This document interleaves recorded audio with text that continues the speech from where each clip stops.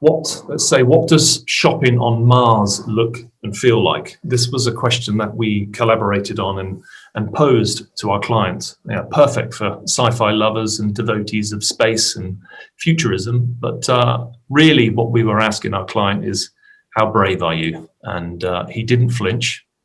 And SKPS is based on a surreal experience of stargazing into the future of retailing.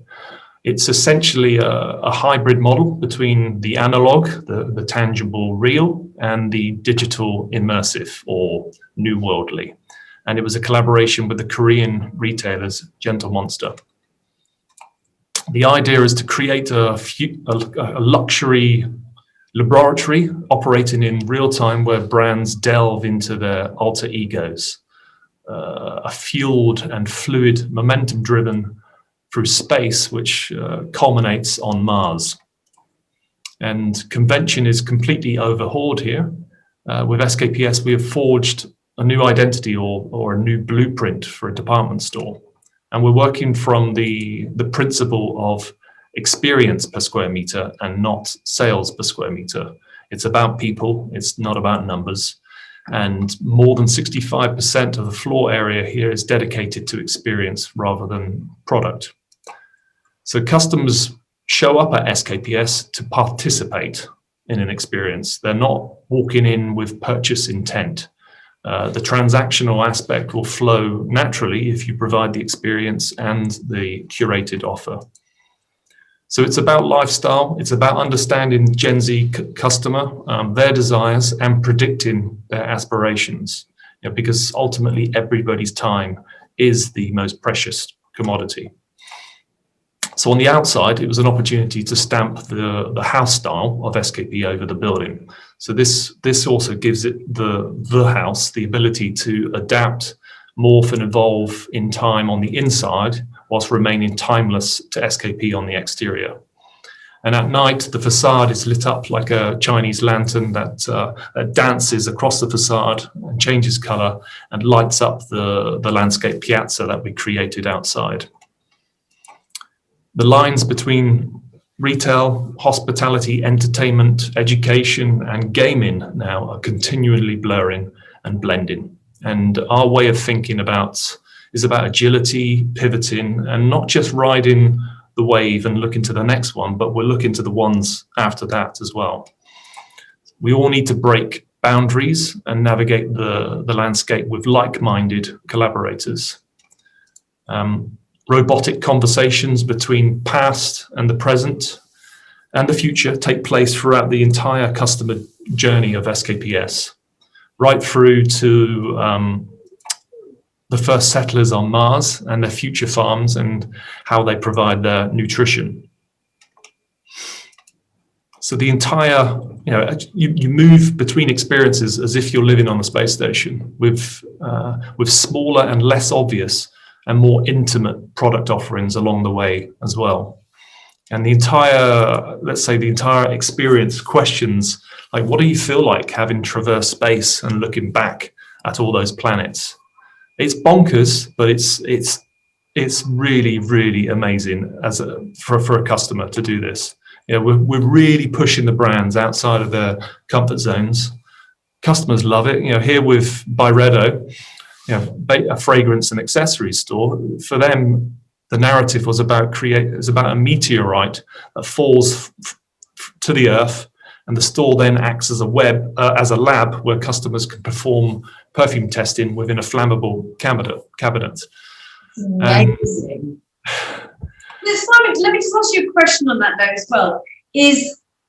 No one's inventing anything new. So it's either perfume, it's creams, it's dresses, it's shoes.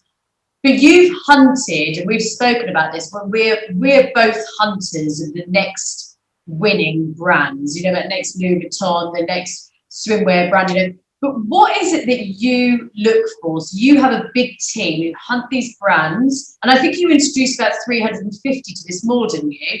We're always not 350 to this particular one, because I don't think we have 350 brands in SKPS. But but we're always encouraging new brands like SKP Select is basically a multi-brand selection, but for the buying team. So the buying team are constantly touring the world, looking.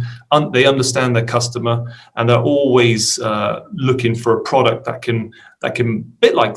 Basically, they're doing what Joseph was doing for years and years and years, but just they know that some of their customers, particularly in the pandemic right now, they can't get to some of the European brands. So they're constantly blending and creating an edit that changes every 3 to 4 months.